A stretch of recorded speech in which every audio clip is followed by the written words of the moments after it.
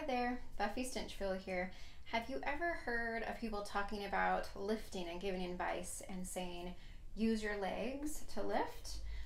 Well, I would actually like to replace that phrase altogether for you today and explain exactly why it's not helping you. So when someone is picking up something, a heavy load, I've got an empty basket here, for example. Oftentimes I see people doing a couple of things. They often will tuck their bum underneath them. They will keep their hips directly underneath their shoulders. They will kind of bend their knees, pop up their heels, and go down to pick something up or even to get down. And I will tell you, that looks an awful lot like ballet, and I've got a whole childhood of experience of ballet, so that would be a grand plie. I even just took a bar 3 class, and boy do they like to tuck. There's a problem with repetitively tucking the bum for women, and I will show you exactly why.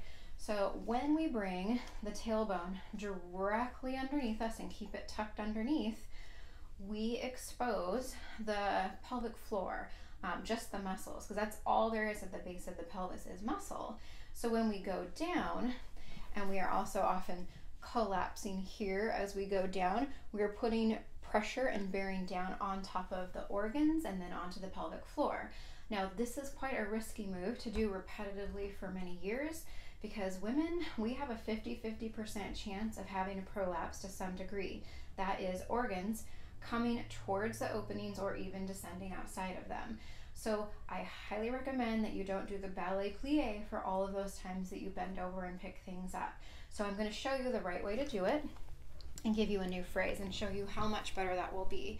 So if I want to pick something up, I'm going to move my hips behind me and squat down and lift it up. When I do that, not only is it good for my pelvis, and I'll show you why, I am now using and able to engage my glutes. I'm keeping my back neutral, and I'm not compressing in my belly. So I'm not bearing down on my pelvic floor, and I'm able to keep my back muscles from overworking, because they overwork when you start to do this.